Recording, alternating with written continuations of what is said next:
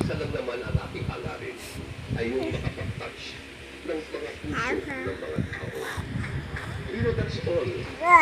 Wala a beautiful song or a dramatic performance na kahit naman po sa Diyos. Gusto rin po natin makapag-touch ng puso ng mga tao. Doon natin malalaman na tayo po ay epektibo.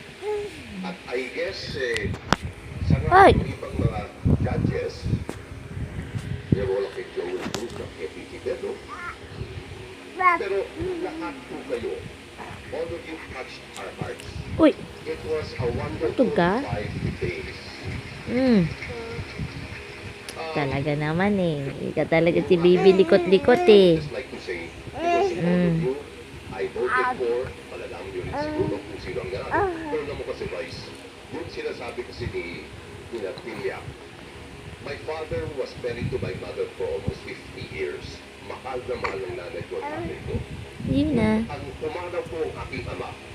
Kahit anong gawin po namin makakapatid, hindi namin kayang punuin yung nararamdaman niyang pagpupunan. Pero ang nanay ko laging dinadalaw ng paru-paro.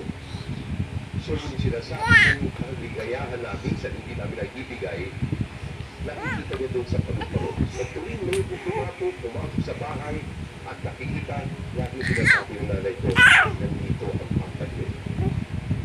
So today, Mauntog ka naman dyan, Bunso eh. at tumutuloy ko sa aking buhok at pero pinalaya ko na. So, today, your performance, you touched my heart.